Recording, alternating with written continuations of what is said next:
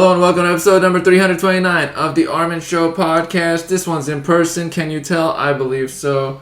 I have guests here. These guests, let me tell you the backstory here. Can you believe it? California surf fishing duo, Gary Kazazian, Kaspar Kazazian. Episodes 3, 141, 172, 8, 58, me on all of them. Combo, trifecta here. Welcome to the show, guys. Hey man, how's it going? Good. Hey, I've missed being on the show. You're back in like 270 episodes later. You're on a roll. Thank you. This is a cool one. This is in person. We have a table. This is official. Glad to have you all on here. Subscribe to those things. Leave a rating. Whatever it might be. How cool is this? Now, we're going to focus on a few things on this one. Okay? California surf fishing duo. Right. You guys. This is Gary. Gary Kazazian. We're twins. We're right. twins. Just in case, yeah, we probably don't look. I don't know if people think we look, but we're twins, and we go fishing together. I'm Kaspar Kazazian. I just realized, have you guys been on an episode together? I don't think so. No. How funny is that? Can't plan these things. That's not just on. Have we been on? Have we ever been interviewed together? I don't think we've ever been on camera together before, ever. This is new. Glad to have you guys on here. So, you're California surf fishing on the internet. Yes. Before we get into the book that has come out recently, what is that? Who started? How did it start? What's the team? What's it about? Can I take this? Yeah, go for it. Okay. Casper. Cal. I'll try and make it kind of short because it can go really long. We started fishing when we were kids in Lebanon. Yeah. 5-6 years old with our dad and with our uncle and our grandpa. We moved to the U.S. when we were 13. We stopped fishing for a while, and then in our we casually fished on the sport boats in our early 20s when we were in college. Just like a couple times. Just a couple of times, yeah. And then basically in our late 20s, we kind of started getting the bug back again. We started fishing the LA River. We did that for a few years, and then 2016, 2017 is when we started fishing the surf here. We started fishing the surf, and then we started catching perch, and then from there we went on to bigger fish, like calico bass was the next one we started targeting, and we ended up targeting calico bass, sheephead, white sea bass, halibut, rockfish, cabezon, lots of different things, and we kept trying to up our game over the next few years from 2017 till now. And then we posted our catches on California Surf Fishing Instagram. So to answer your question, I think that's where it starts. I think our first post is January 2017. It's like a bunch of dead perch.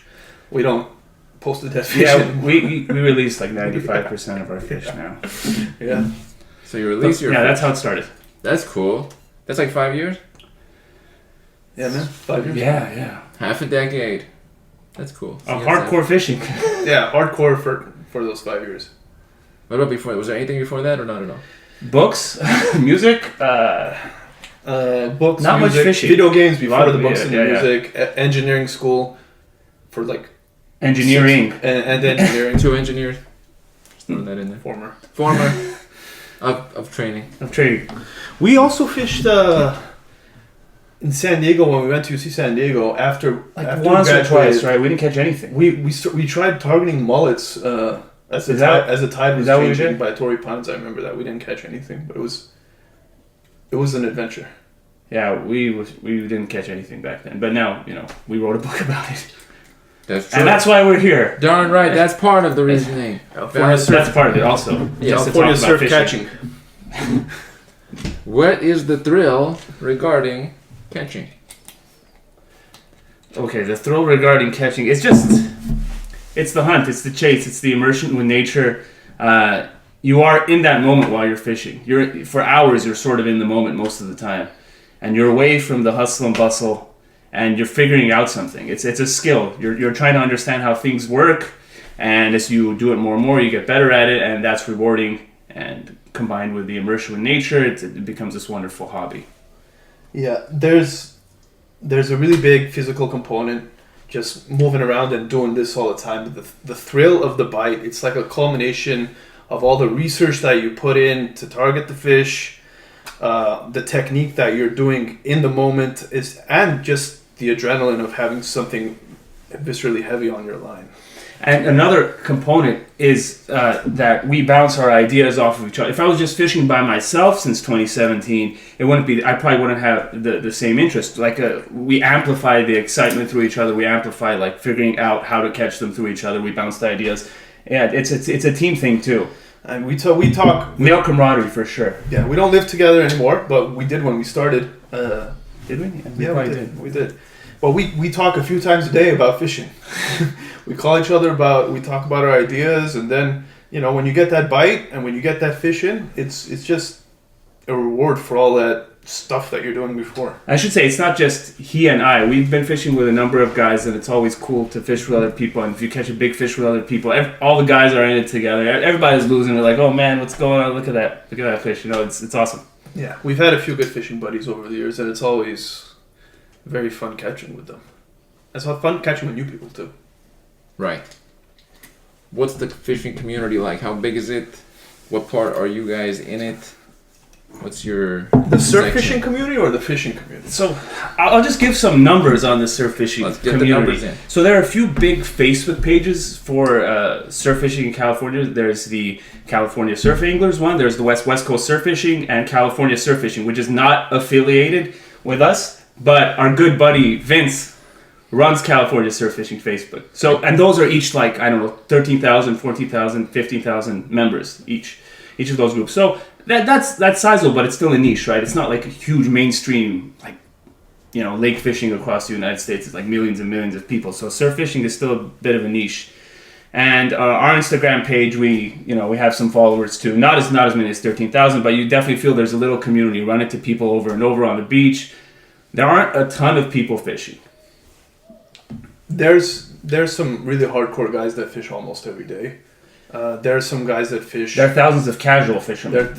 Once every few weeks or whenever they're free, like really busy guys. But yeah, are you guys? Yeah. A little bit less hardcore than the most hardcore you just described. No, I think at one we don't fish every day. At one point, I was fishing 4 or 5 times a week. But that really were we ever fishing that much? I think so when I didn't have that much work going on. I work in education, guys. I was fishing.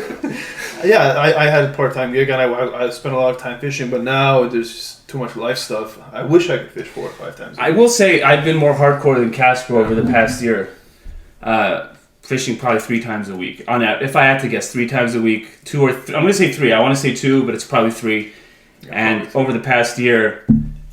I was doing research on fishing spots between San Diego to North Santa Barbara, Gaviota. So I fished at a bunch of spots in between, and I live in Los Angeles.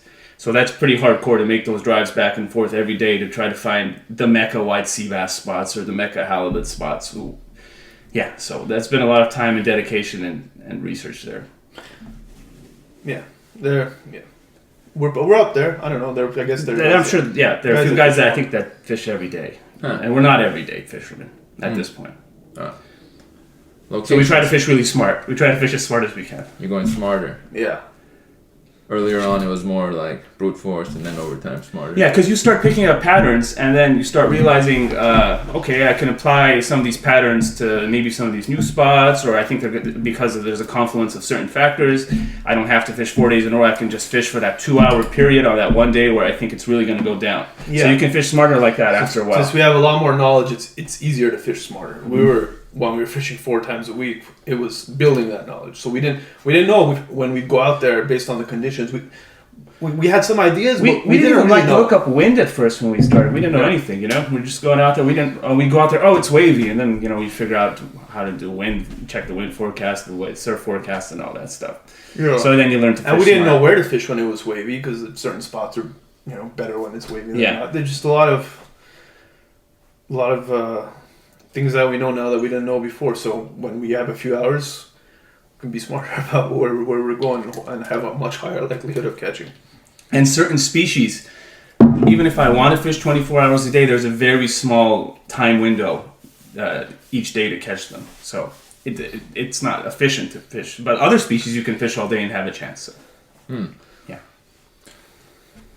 You mentioned a few of the variables. How many different variables are there to take into account for a good fishing excursion? There are a lot. Hundreds. Hundreds. I don't know. No, there are a lot. We'll talk a few basic ones. We don't want to get into too much detail. Okay, great. There's the wind, there's the waves, there's the tide. Water clarity. Water clarity. Just a few small ones. Yeah. The structure. Yeah. We'll leave that ambiguous for now. The structure. Structure. Fair. Physical structure. Yeah. Let's say the day is super windy and it's 50-mile-per-hour winds. Is that bad? You cannot fish. I think even with my 8-ounce sinker, I won't be able to get away with that. Huh. 8 ounces, that's as heavy as I go on my sinker. Oh. 8 ounce. Wow, that I don't even think. Have you ever even fished 8 ounce? That's crazy.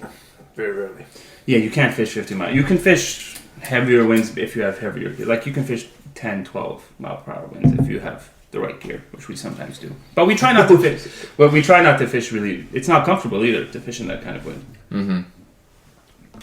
Now you cover some of these details in not only your slight descriptions, but in your recent book, California Surf Fishing.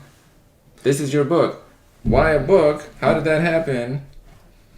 What did you want people to take away from that book? Okay, so I'll start with how that happened before the why, because the how actually kind of led into it. Okay. So I was fishing certain spots, and I was taking pictures, I was taking notes, I was writing a bunch of paragraphs in order to help me fully form my understanding of what's happening.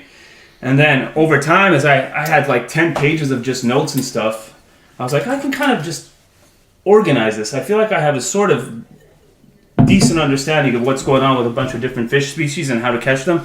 So I just started organizing my notes and putting some structure to it and kind of expanding on the ideas, like, filling it out. Really, so my brain, how it works, it's more big picture. I get the ideas in there, so I actually spend a lot of time getting into the details and making sure that it reads very coherently, like how to target each species, the method, step by step. So The book is and it's good to help people. Once I start organizing, I'm like, I think this can really help people catch fish. So, as you can tell, the book is your. Yeah, I wrote the book. Brainchild. He wrote the book. But you heavily revised. I revised it, gave my input, said, "Hey, this doesn't read well." Said, "Hey, we should move this section up here. I think it would read smoother."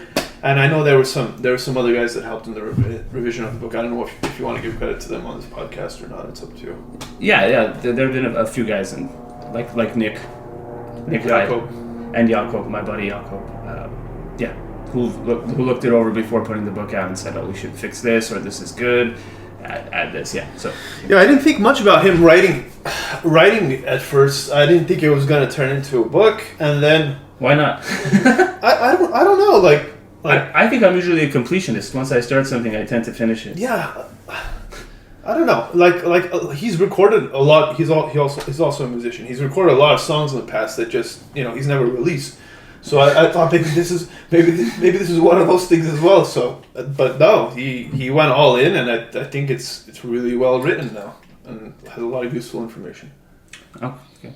It's a good point you're bringing up about the ability to take a whole item and from beginning to end. Most of the time, people don't end up with a book. Very few books are written, even though we see so many books. That's the ones that are completed. Most are like a half thought, a 12th thought, and that's it.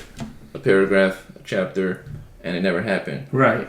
How does the completionist differ from the average individual? A little philosophy over here. Philosophy. Well, so once I had written a few pages, and in my head, I looked back at our catches, like catching calico bass and sheephead, and I thought there's like a different system for catching each one of these species, and I thought, I think I know these systems relatively well by now, so all I have to do is devote the time to put them, to write them down. So in my head, I knew I had it sort of figured out, sort of. So once I have it figured, it's just a matter of organizing. And then for me, I derived a sense of joy as I got further. For some reason, it's just very pleasing to me to have this like comprehensive document.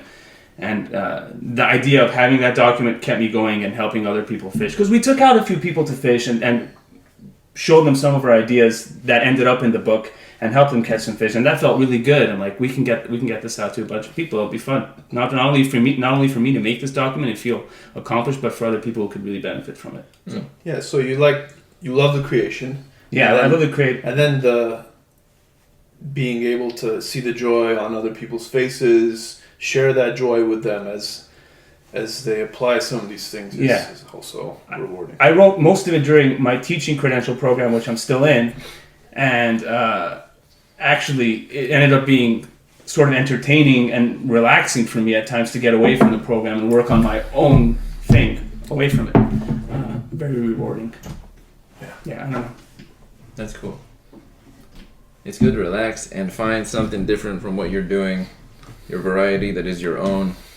That's a cool feature. I love that. I'll say one thing about I teach physics and pre-calc, and sometimes I just need that like the fishing disconnect. You know, like when I'm too into one thing, it's like my brain and my body are saying, "Hey, do something totally different," and that's fishing for me.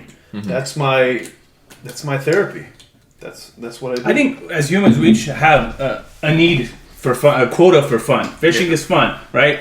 We can philosophize about it, which I really like to do. But at the end of the day, it's fun. It's dopamine. There's a bunch of dopamine going on when you catch a fish, when you're casting a lot. Endorphins when you're walking miles along the beach. Sometimes you do that depending on what you're targeting, like halibut, for example. I think didn't you have a podcast about nature therapy or something like that, an episode? I've had a couple. Yeah, so there's a nature therapy element, the waves, the water, the mountains behind you. And then when you go back into the other thing, like for you, the teaching credential program, or for me, actually... You have more energy going into it. You have more energy going into it, and you're better at it. You're better at it. You'd be better. Then you would... Then if you didn't take that break, you wouldn't be as efficient and functional. I agree with that. I like this concept. Nature is revitalizing in a way, and so whether it's air or the waves crashing or movement, what physical, like which region is the most sore after fishing? Of the body. Yeah. Like what does it most require? Sore. I don't know if they get sore really. I get sore. You get sore? For sure. Yeah, because so he mostly does a heavier form of fishing, so he gets more sore in upper body, I'm guessing? Where? No, my legs. Your legs? Yeah, my glutes and thighs and stuff like that. At first, when I first started using heavier gear, carrying it around, my arms would get really sore. But then that got used to it. But then going up and down and the beach, and sometimes you have to go up and down elevations with a heavy backpack with a bunch of 4 or 5 ounce sinkers in there. That always gives my legs a workout, and it feels so good when I relax in bed afterwards. It's like, man, sleep like a baby.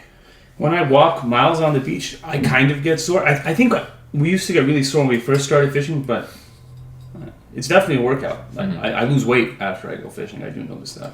It's an activity. Yeah. That's cool. Now, here's something. The book. Somebody gets it. Who would want to get it, and what should they be looking to get out of it? I think anybody that wants to catch bigger game fish from the beach should get the book. What are some game fish? Yeah, sheephead, calico bass, rockfish, cabezone, white sea bass, halibut, all of those. There's plenty of other stuff online for catching like perch and sharks and corvinas and croakers. We don't cover any of those.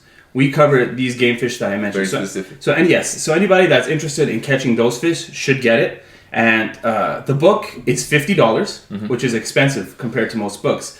Or underpriced. I think it's underpriced, but people pay, $100, $200, even $250. How much was that rod over there? The one behind you? That rod is $80 or $70 or something. That's a budget rod. I caught almost all my white sea bass and halibut this year on this budget rod. Book is less than that. The book is less than that.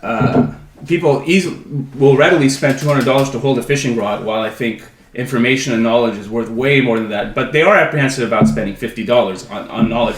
It's like this psychological, phenomenon in people. But I think it's well worth $50. Anyone who wants to learn to catch those big fish from the beach can read it. It's beginner friendly at first, right? And then the last 20 pages go into all the details, the really nerdy stuff. It gets really nerdy. It gets really intense. So that's my pitch. Really intense. What was I gonna say? Yeah, we started on those other fish like the perch, the corbina, and stuff like that. I actually love corbina. They're great. They're fun to fish. Corbina, it's a great fish. They get pretty big too. They're a great fish. I think a lot of what all of them are great. It's just what you want. It's what you want. I think what lured us into Lure. yeah. I did a pause. Lured us into going for these other fish like cabezon, rockfish, sheephead, calico bass, halibut, white sea bass.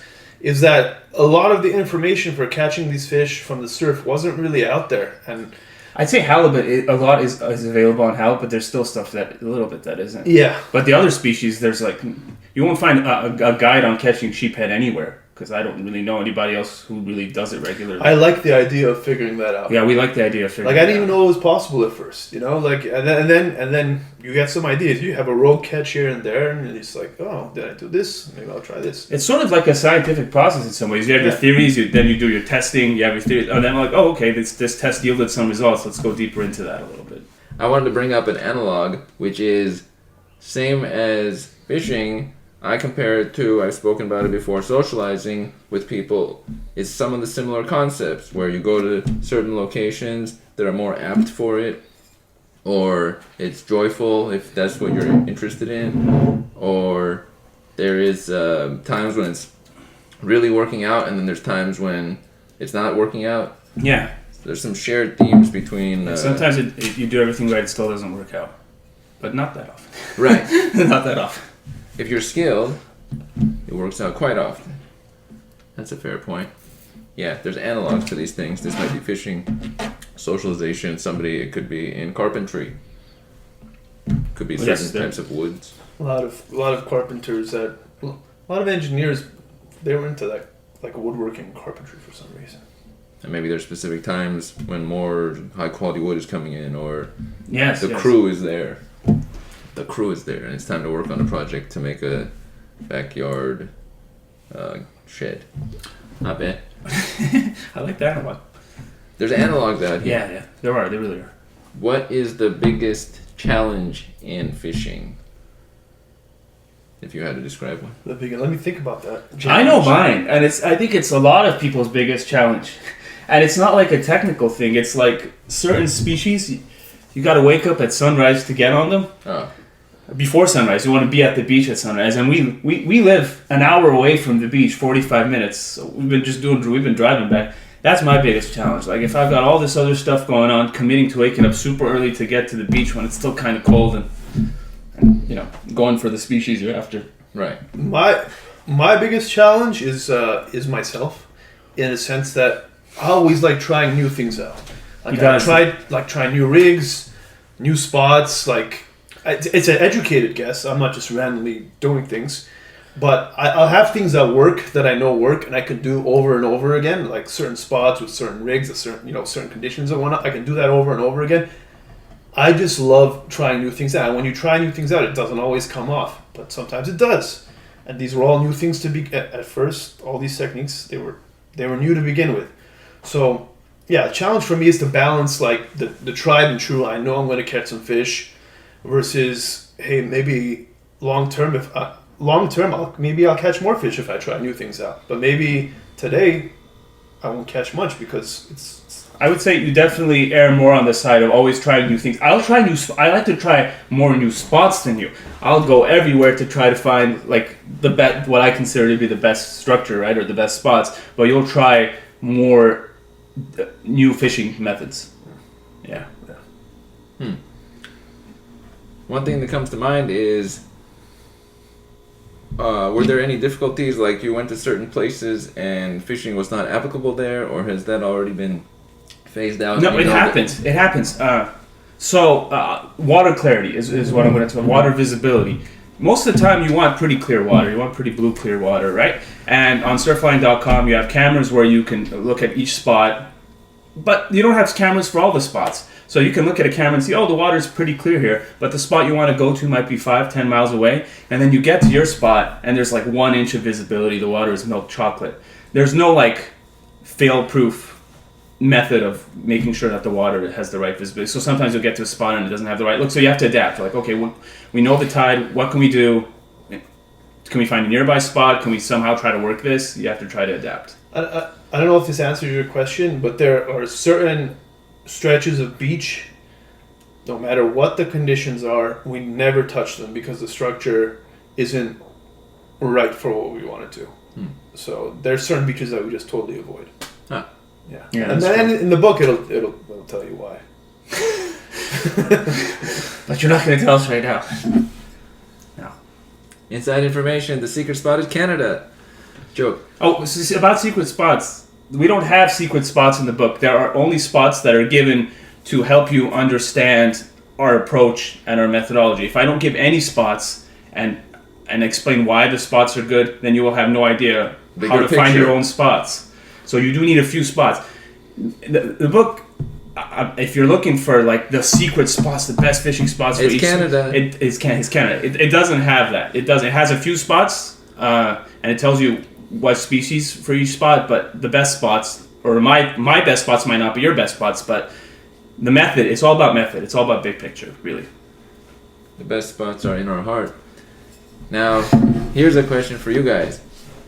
In the category of game fish that you have described, what are some examples of good catches for the fish? Okay.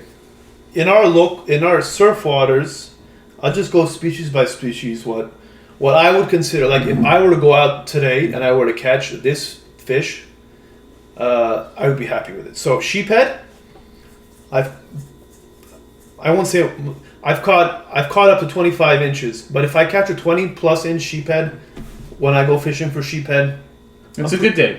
I'm pretty happy with that. Calico bass, if I catch 20 inch for me. 20 inch for you? 20. To Last me- year was a crazy year for calico bass. Last year was nuts. So 20 inch ended up being like a decent calico bass. last year or the year before? Oh, it was the year before now. Yeah, that's right. We're 2022. 2022. Yeah. The year before was a crazy year for calicos. But we haven't really been We haven't been targeting them. So you've been targeting sheephead. I've been targeting sea bass and halibut mostly. Yeah, calico. I was gonna say 19 for calico, 19 inches. but rockfish, 16, 17 inches. They get pretty fat at that size. Cabezone, around there, 16, 17 inches is pretty good. Let's see what else. White sea bass legal? Because legal white sea bass. We've caught we've caught like 7 short sea bass. What's the legal size? 28 inches. Yeah. We've got schoolies are fun too for white sea bass, but even both of them legal size. Halibut 22 inches and white sea bass 28. For me, that's what I aim for when I'm out there. Yeah. I think Those would be considered like I'm happy with the day if we caught of that size for each species. I mean, you still catch. We've been talking about like 5 or 6 different species, but you'll still catch like the occasional croaker, black croaker, opaleye, rubber lip perch, leopard shark. That big yellowfin croaker I caught too. Oh yeah, that yellowfin. That was croaker crazy. dope. Yeah. That was like a 22 inches, yeah, almost 21 and a half 20, or something. 20. Yeah, that was crazy. So like sometimes you catch something outside of your target species that makes you really happy because it's like that exceptionally was like large. almost world record level. That was crazy. Yeah. But the bite was good, so we kept fishing that day instead of going and like getting it officially measured to get a world record on. In hindsight, I don't know if that was very smart. I don't know. I don't even know how to get it measured. I think if we go to Wiley's, right on the PCH, I think they might measure. I don't know. So the people want to know, how have you guys improved over the years? A lot of reading, a lot of fishing, and we could say exactly what we've learned. Mm-hmm. But it's related to tide, it's related to the surf, it's related to the wind, it's related to the structure, the reef structure underwater. A big area of improvement for me, and I know for you as well, Technique too, right? A little the bit of technique, while Casting casting and reeling in, and the kinesthetic element. you forget about that until you bring newer people out, and then you see that, hey, well, this is actually something that's developed over the years, and it takes some time to refine that physical technique about things. Yeah, casting efficiently, not hurting yourself while casting far if needed. Sometimes you do. So Another way I've improved, sometimes before I go to sleep at night, I'll just meditate on fishing techniques. I'll just think about different spots, and now you do that? I still do that. Yeah. Okay. I do that. I've been doing that for years. So what's the improvement? That's one way that the ideas come to me. Process. Oh, I see. Yeah. Yeah. That's good. Keeping in your mind. I try to have my mind blank before I sleep. So I don't sleep if my mind is thinking about stuff before I go to sleep. That doesn't work for me. That's funny. That's a fair point. the more we think about something, the better we get because we're doing work elsewhere, and sometimes we might want a space of not thinking about it, and that's good too. Yeah. Refreshment. Yeah, like if my mind is overloaded, I'm not gonna. Like if I've had a busy or stressful day, I'm not gonna be thinking fishing techniques. But if I have the capacity for it, why not? Yeah. I have to link it back to the socializing once again. There is something great about like, oh, how did that go with that person? What happened? Was it good?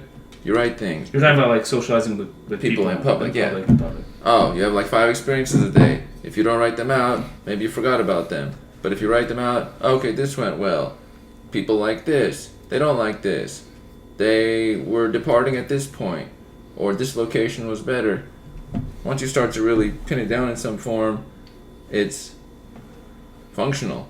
And then 2 weeks later, a month later, boom, time has passed and now you are skilled in this category of thing. Get them social skillets. Yes. It's a nice feature. You map things out over time. Right. It can be Through good. experiences. And not always experiences. You can also sit back and analyze them thoroughly and be like, okay. There is a component of while mapping things out. There is the component of, does this work? Is this gonna catch me for a fish? But there's also the personal component, right? So like, did I enjoy this? Like, do I enjoy doing this type of fishing more than this type of fishing? So it's also like we're always looking to. We've had plenty of arguments, right? Over like what he would enjoy doing that day versus what I would enjoy doing, and me maybe saying, "Oh, I don't think that's going to catch as many fish," but Kaspar's like, "Oh, but I really think I would enjoy doing this kind of fishing more." So when you have a fishing partner, probably if you're not fighting with your fishing partner, then you're probably not fishing you're not that hardcore about it. Probably. So yeah, we've had a few arguments over fishing ideology, right on the beach sometimes. Yeah, and it's not always about, I think I'm going to catch more fish than you by doing my thing. It's sometimes I just want to do this thing today. That's what I want. That's what I'll enjoy more. I don't know. Do I word it like that? I want to do this thing I'll enjoy more? No. No, not really. That's how you have your own style. Well, you think that's how I'm feeling internally. It just comes out differently. Absolutely. Okay. There you go. Let me grab that tension out of there. We are twins. We've got twins right here. That's true. Alliteration. Now, what does a good fishing day look like? What does a bad fishing day look like? Is there such a thing as a bad fishing day?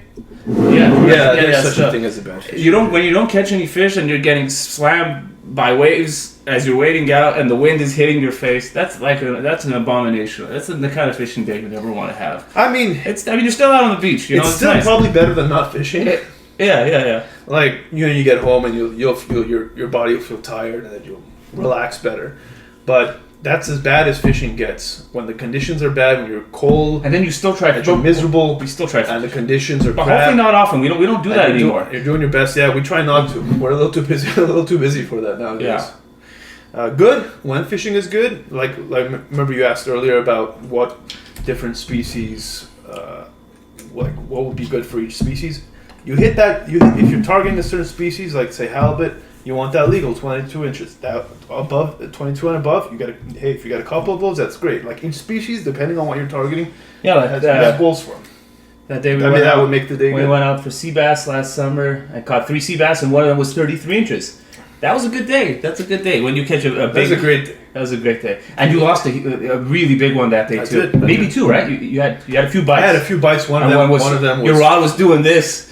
Oh, that's another thing.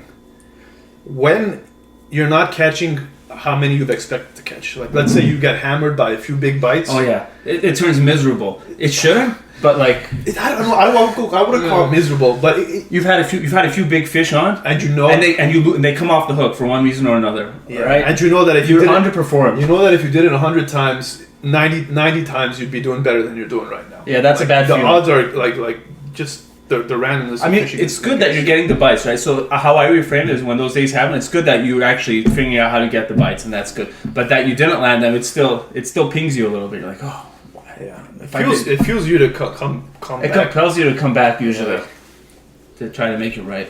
Expectations versus reality, and it can be altered based on that moment. You're like, oh, it's not. Is everything against me, universe? Valid. Yeah, you go into sometimes you have these stretches as a fisherman, like where you, like for me, I had this stretch where I hooked into like, I would say it felt like 5 legal halibut within a 3 weeks, 2 week stretch or something, and I didn't land any of them. Like I'd get them halfway in, you start second guessing your technique, like am I doing this right? What am I doing wrong? And it really starts getting into your head. But then you realize if you fish long enough, some of it is just the odds, they average out eventually. So if you do the right thing, eventually you land them. It's like if I think of soccer, it's like a striker, like a forward. Yeah. A forward can go like 5-10 matches without any goals, and then he'll get 2 in one match. Like and then he starts getting a bunch of goals. And then he just starts banging them in. Yeah, it's just about some of it's mentality, some of it's luck. So yeah, some of it's mentality, some of it's luck. Some of it's the odds. Yeah, some of it's the odds. Yeah, it's never linear. The big fish. But you always think about it, right? If you lose many in a row, you always start thinking a little bit about your technique. Yeah, right? you always start second, but you don't want to do it too much. The longer you've been fishing, the less you're going to second guess yourself. Yeah. When you first start fishing, and things aren't going second well. Guess. Like, did I do everything wrong there? What Are we fishing the right ocean? What did I do right? But the more you fish, the less you second guess yourself, I would say. I like that you're bringing up the principles. Who else has principles? You just mentioned soccer striker. Let's not forget past guest Cameron Porter, Major League Soccer striker. He has a Check out principles Cameron page Porter's on his website, still there, Yes. incremental.nyc. It's nice to have principles for whatever you do. That's a cool feature. And you really start thinking about these. Soccer is a good comparison because soccer is a go big or go home, kind of like fishing. It's that big fish. You either catch the big fish or you lose the big fish, right? There's like no in between. I caught half a big fish. It's like soccer. You either score a goal or you don't score a goal. So that's a good comparison where like when you don't do it, it can really like get you thinking a little bit. That's true. Very binary. Yeah. Did I make it? Did I not? 1 or 0. Now, you guys are binarily California surf fishing. Why not California on the boat fishing or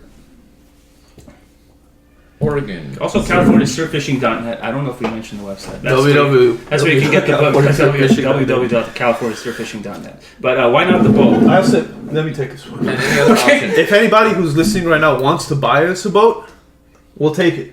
We'll go boat fishing every once in a while. Always throw out the option. I don't even know if I would though. I don't like boat fishing. Is that the only other option as well? You can go kayak fishing. You can fish the LA River. It's right here if you wanted to, which we used to do to catch carp back in the rivers day. and lakes. You can do that. We used to drone fish. Mm-hmm. Can't forget about drone fishing before our drone crashed. Off the beach. Off the beach. It was still off the beach, but it was It's kind of fun. yeah. You would have a drone, it would go out somewhere Drop the and bait. drop off. the bait. Exactly. Yeah. I think I could get into boat fishing, but there's a real physical component with surf fishing that I really like walking with the heavy weights, slinging the heavy rods and the heavy sinkers. 4 miles walking on the sand. You're walking on the beach, for sometimes Sometimes it takes miles to get to your spot on the beach. and then you're wiped after. It's just a good feeling. Yeah, I wouldn't do like boat. being on the ground too. I've had motion sickness experiences on a boat. I know you can take, I think Dramamine it's called, to prevent motion sickness, but I just never really enjoyed it on a boat. I'll keep it simple. I'll just keep it at that. He caught a huge white sea bass one of his first times on a charter boat in San Diego. Yeah, that was fun. I would imagine. But in general, no. I remember one time in Lebanon, we went with my dad's best friend's boat. So Lebanon's on the Mediterranean Sea, and we took his boat to like the border between Cyprus and Lebanon in the Mediterranean.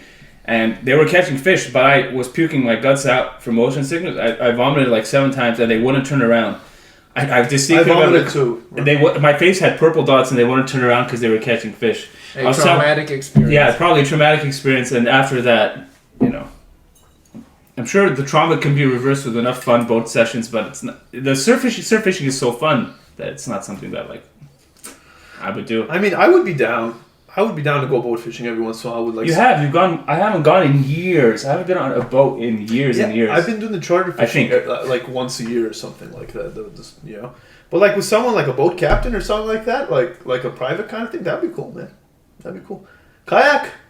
I've tried kayak a few times. I get a little scared. I don't know. I also get motion sickness on that, but obviously. Like I lost a rod one time while launching my kayak by the Malibu pier. I don't know. It's just so much fun surf fishing that like I think we've done it so long that like we've gotten decent at it. So it's just more and more fun every time we do it. maybe who knows if it starts getting less enjoyable or routine for us, maybe we venture into other things, but it's not there right now. Is it different? Like from the surf, you throw it, and from a boat, you still throw it, or do you just drop it? Sometimes you drop it on the boat too. Sometimes a lot of the time you drop it. Sometimes you throw it, but you typically don't throw it the distance. Like for some of the fish that we target, it's like 100 yards. You know, like he claims he can cast 100 yards. I don't believe it. I think it's around 80 yards, which is still very impressive. And my cast is probably 60 yards, my max. With a heavy sinker. With lures, I probably do 30 yards. I don't have a good cast. Don't short sell it yourself. I don't cast far. You do though. I'm about 100. 100. Using my mug-based calculator, that's 300 feet. Are you throwing 300 feet? Just gotta walk 300 steps forward. Yeah. That's a distance right there. These distances are huge that you guys throw. 80 yards. Up to that range. Yeah. Fair. What have you guys... Has there been any California surf fishing book for you that guided you? Was there any mentor? What has pulled you in the skill category? Or was there nothing and it was just through experience? I did a few things. Go ahead. There was the Fishing Network Surf Fishing Forum. Mm-hmm. I have browsed that thing to no end to try to figure out, because like they were catching fish before Kaspar and I even started fishing, and there's this huge archive, and I would just go through the archive and try to figure out what they're doing, how they're doing it. We fished with a few experienced fishermen. We've had a few fishing buddies. We've picked up a few things for sure. Mm-hmm. I remember also like the spear fishing message boards. I would even hit those up and like figure out like what the spots were based on what they were doing. I would watch diving videos online. Yeah. In Malibu, we would look up spots where people were diving, where we were thinking about fishing to see what the underwater. I mean, we could have gone diving ourselves, but for some reason we don't like to watch videos. We don't like leaving the land. Bookworms.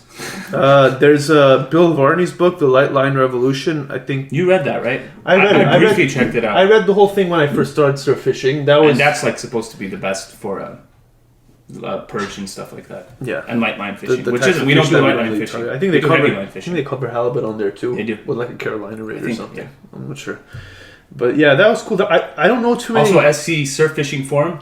Oh yeah. That was a website, right? It's been years. They shut it down a few years ago. Yeah, but we used to go on there all the time and look at fishing reports. Too.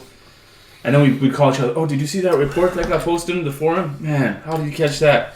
And that was motivation. When you see other people catching big fish, you're like, how did he do that? Yeah. How can I do that? And then we start trying our own things to catch different species. There are a few that guys haven't caught much of on Instagram that inspired us that we eventually, got to fish with in real life.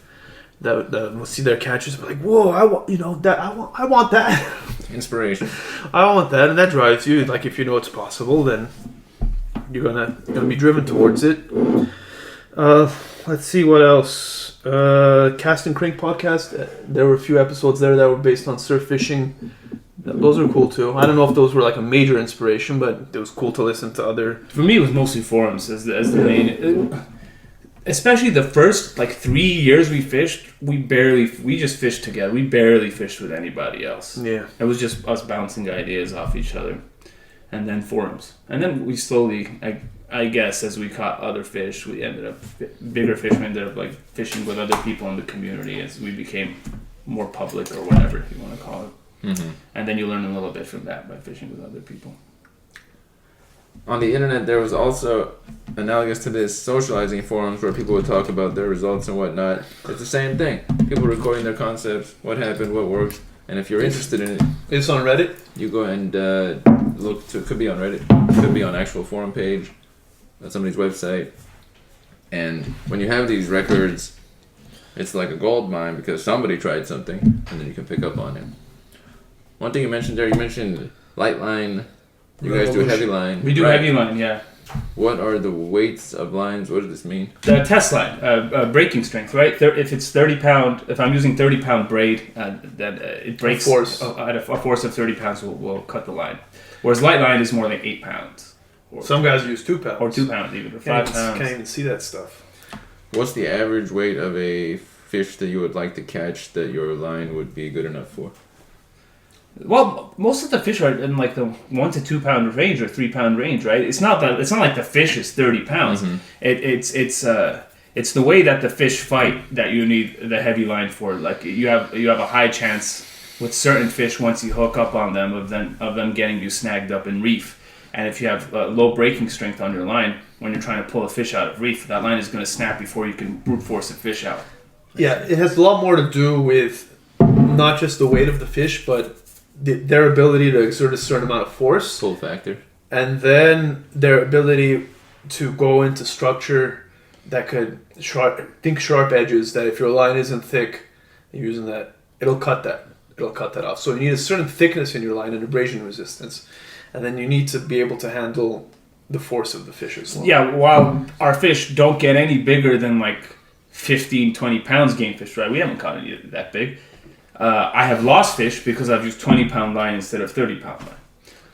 Why would everybody not use 100 pound line? Because you can't cast this far. The heavier your line gets, the less distance you can get on your cast. It's not only the cast distance. Some fish are line shy. Also, some fish are line once the line gets above a certain thickness, they're not going to want They're not the fish that we target, though. The fish that we target in general are not line shy. We're lucky. Yeah. You guys refer to structure and things that are sharp with sharp edges underneath the water. Yeah. Tell us, this is a YouTube type category. Injuries. What kind of injuries have you guys had that were caused by structure? My doctor disagrees with me, but I think I had a fracture in my left shin. I believe your doctor. That's what I believe. I know his shin was pretty messed up. It still is kind of messed up. We don't have to get it on It's like super indented, and like the bone in my left shin, I feel like it's growing in one direction, and on top of it, it's growing in another direction. Sometimes it feels weird when the temperature's cold. We've fallen a lot. Remember when I went to the... When you went to the ER. I was fishing a remote beach, which was 1.5 miles from the nearest, from our car, from our nearest access.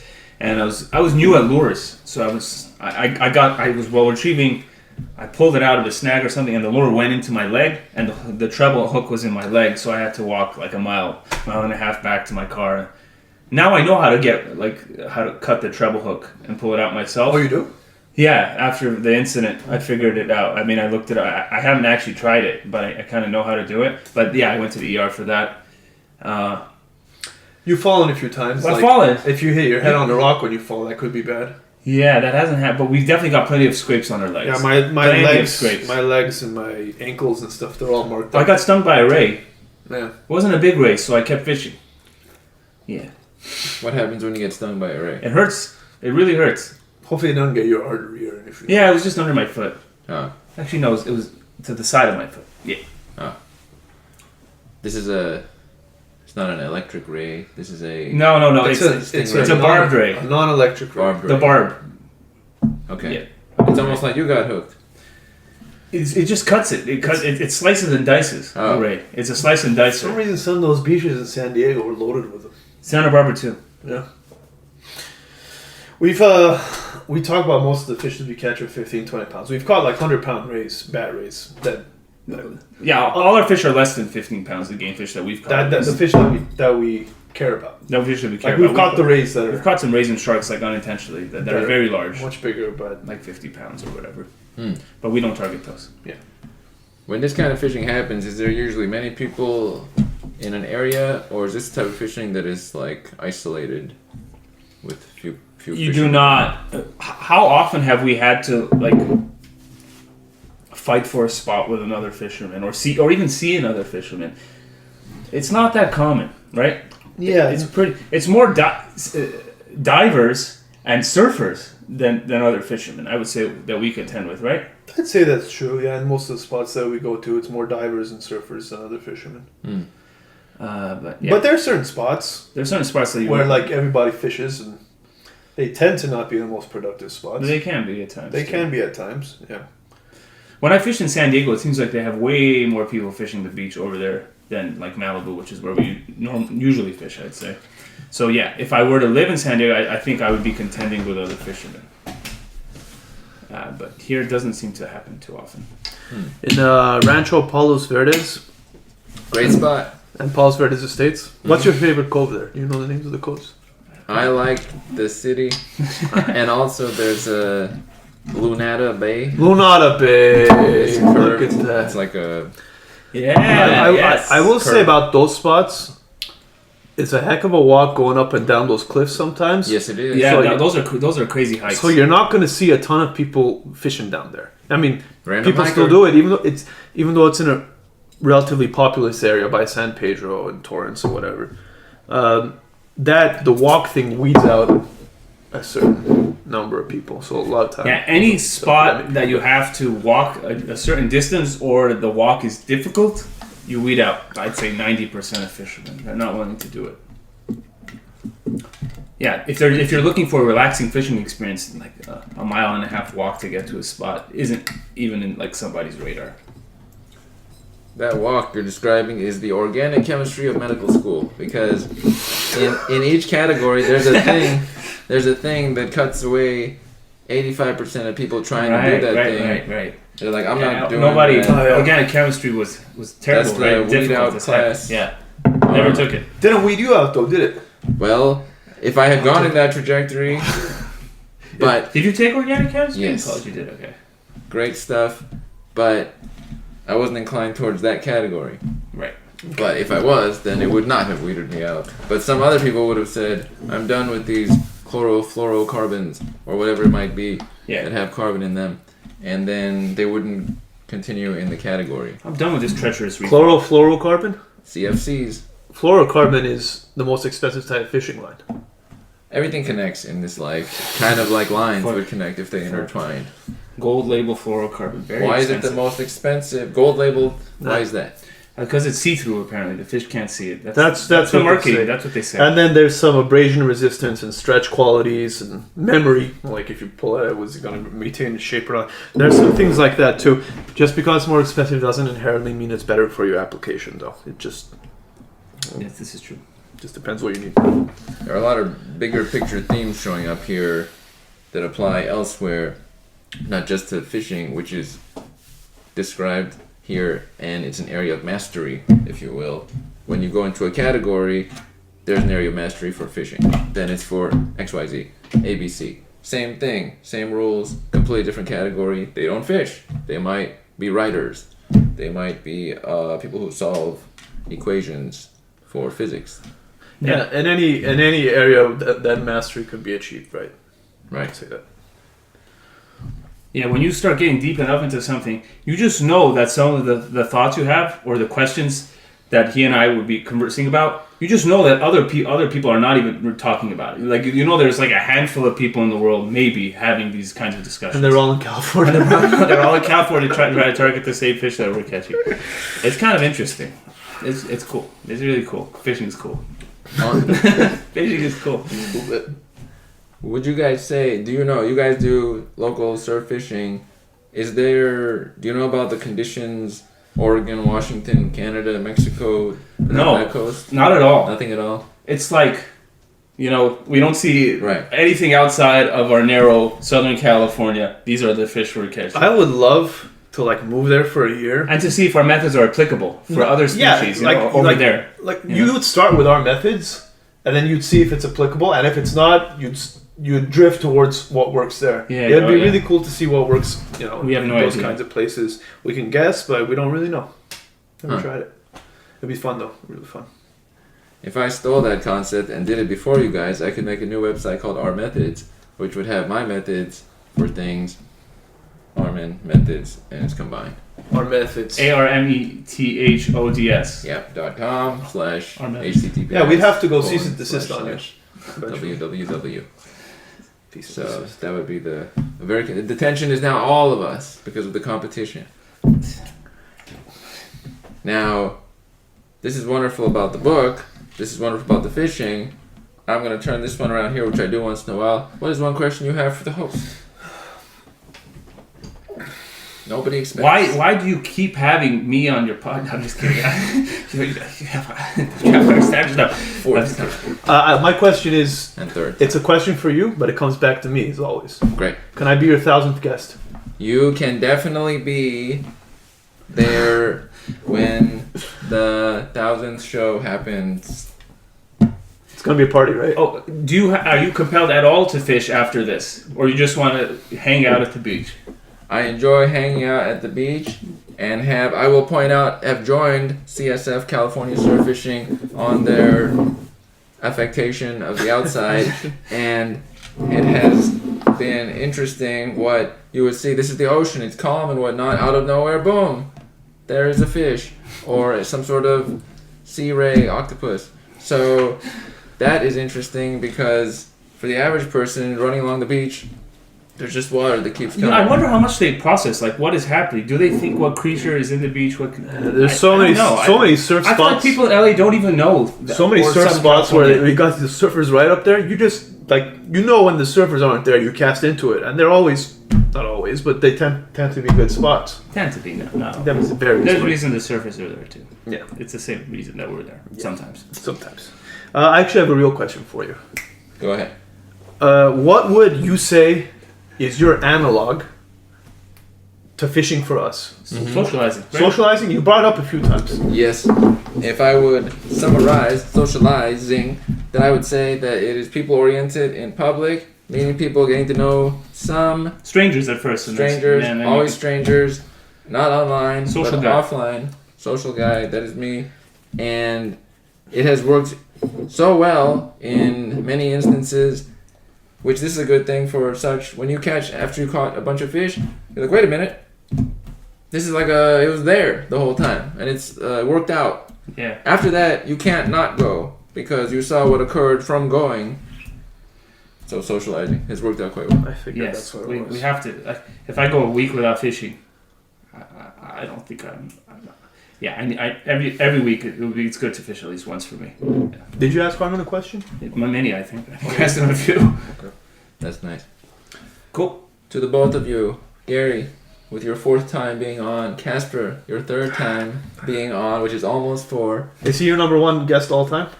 He is my not in first terms of quality. guest. In terms of quantity. Quality, definitely not. He is. You guys have the Harvard people and stuff, right? He's definitely my most on the show and my first actual guest, episode 3, which is good. Very close after episode 8.